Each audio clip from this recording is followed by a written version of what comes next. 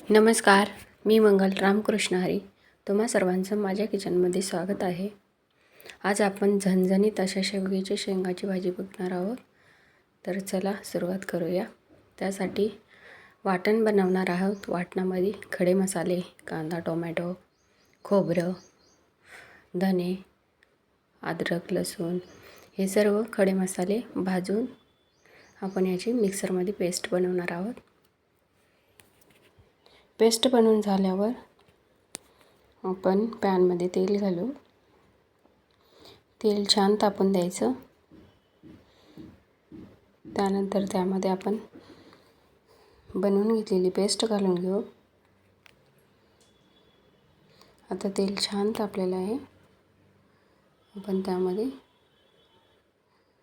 Paste घालून घेऊ. छान अशी परतून घेऊ. मी दुसऱ्या साईडला आपण कट करून घेतलेल्या शेवग्याच्या शेंगा साल काढून घेतलेली आहे. थोडं पाणी घालून मीठ आणि हळद घालून शिजायला ठेवले आहेत. अगदी एक वाफ येईल इतकंच, जास्त काही शिजवायचे नाही. आता आपली छान अशी पेस्ट परतून घेऊ. त्यानंतर यामध्ये आपण ड्राय मसाले घालू.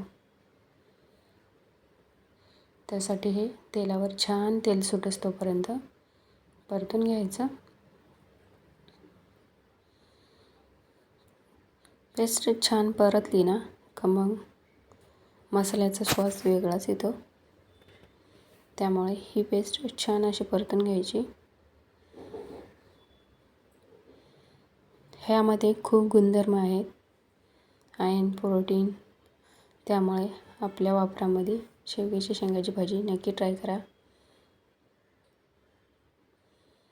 आता आपण छान अशी परतून होते.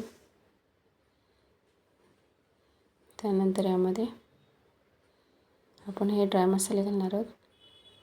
लाल तिखट, धना पावडर, गरम मसाला, जिरा पावडर, कांदा लसूण मसाला आणि थोडीशी अशी हळद घालून हे मसाले पण छान परतून घेऊ. तेल सुटेस तोपर्यंत. तिखट हे तुमच्या आवडीनुसार तुम्ही घालू शकता. तुम्हाला कितपत तिखट लागते त्यानुसार,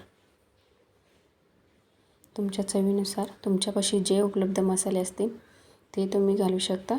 मी अगदी थोडे मसाले घातले आहेत, कारण आपण खडे मसाले पेस्टमध्ये वापरले आहेत. त्यामुळं आपण यामध्ये ड्राय मसाले कमी वापरले आहेत. आता आपण हे एक वाफ काढून घेतलेले शेवग्याची शेंगा हे मी हळद आणि मीठ घालून थोड्याशा नॉर्मली शिजवून घेतलेल्या. आता आपण यामध्ये छान अशा परतून घेऊ आणि झाकण ठेवून थोडीशी वाफ काढू. एक छान परतून घेते ना का मसाला छान असा लागतो आतपर्यंत.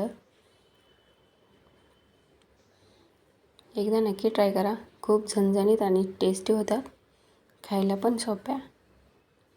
त्यामुळे एकदा नक्की ट्राय करा. वरून थोडीशी कोथिंबीर.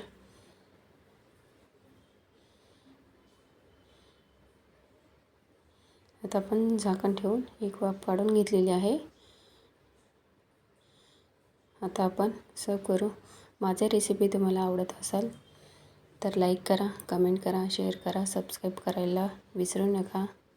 हे बघा, भाकरी, वरण, भात कशासोबत पण तुम्ही खाऊ शकता. हे एकदम टेस्टी होतात. नक्की ट्राय करा. कशी वाटली रेसिपी नक्की कमेंट करून सांगा. चलो भेटूया. बाय.